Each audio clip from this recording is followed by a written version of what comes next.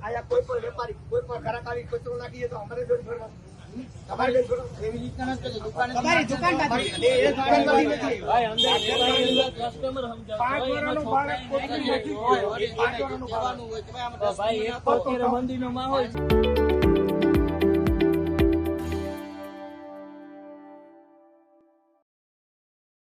પોરબંદર શહેરી વિસ્તારમાં આજે સતત ત્રીજા દિવસે મહાનગરપાલિકા દ્વારા રેકડી કેબિનોને જપ્ત કરવાની કાર્યવાહી થઈ રહી છે. ટ્રાફિકને અડચણરૂપ બનતી તમામ લારીઓ અને કેબિનો જપ્ત કરવામાં આવી છે. આ સાથે સાથે દુકાનોની બારોબાર જે પણ માલ સામાન હતો તેને પણ જપ્ત કરવામાં આવ્યો છે.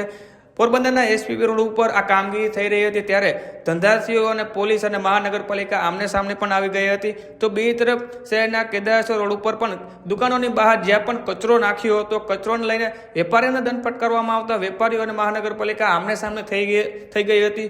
જોઈએ આજે મહાનગરપાલિકા અને પોલીસની કામગીરીને લઈને ધંધાર્થીઓ શું કહી રહ્યા છે અને મહાનગરપાલિકા શું કહી રહી છે. યુસુફ સુલેમાન, મારું નામ યુસુફ સુલેમાન માજોથી. નમ્ર વિનંતી કરું છું કે મારો માલ અહીંથી ઉપાડવામાં આવ્યો ને અમે બે ઉપાડવા ગયા તો અમને ઉપાડવા ના દીધું ને બાજુવાળાને ઉપાડવા દીધું. આ નગરપાલિકા ઉપાડવા માંડ્યા, અમે પૂગી ગયા બે જણા ઉપાડવા ગયા તો એવું જ થયું ને સાહેબ. ભેદભાવ જ કહેવાય ને જાત કે અમારી ગણતરી અમારો માલ છે મૂંગા ભાવનો લીધેલો. રાખ્યું તો અમારે આતંકડી છે, અમારે ગાડી ભરે ત્યાં રાખી દે મેં કીધું અમે ત્યાં માલ રમકડા હતા એ કુંડીઓ હતી બાજુવાળા સિમેન્ટ. આજે પોરબંદરમાં જે પોલીસ ખાતું ને નગરપાલિકા જે સારું કામ કરે છે એમાં અમે સંયમ છે કે એકદમ સારી વાત છે કે પોરબંદરમાં રેકડી હટાવે છે, આડાઅવળા જે કોઈ લારી હોય હટાવે છે, એ બધી વસ્તુ સારી વાત છે.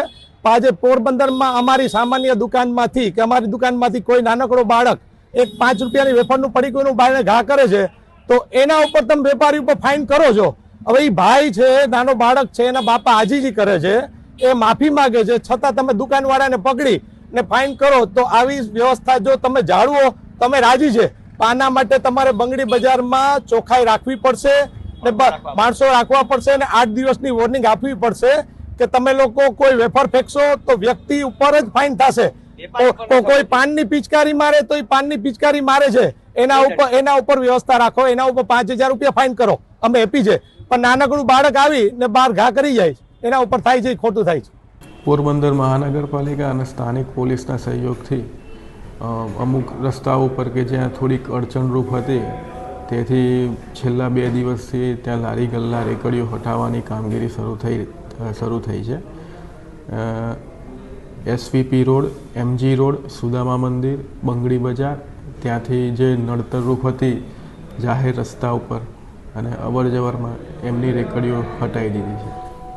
રેકડી ધારકોને કયા પ્રકારના નિયમોનું પાલન કરવાનું રહેશે? ધંધો કરવા માટે ક્યાં ઊભવાનું રહેશે? એમને જે નિયત જગ્યાઓ ફાળવેલી હોય તે જગ્યાએ એમને ત્યાં ધંધો કરવાનો રહેતો હોય છે અને જો ત્યાં જગ્યા ઉપર ના ઊભા રહે તો કાયદેસરની નિયમો મુજબની કાર્યવાહી કરવાની થાય છે.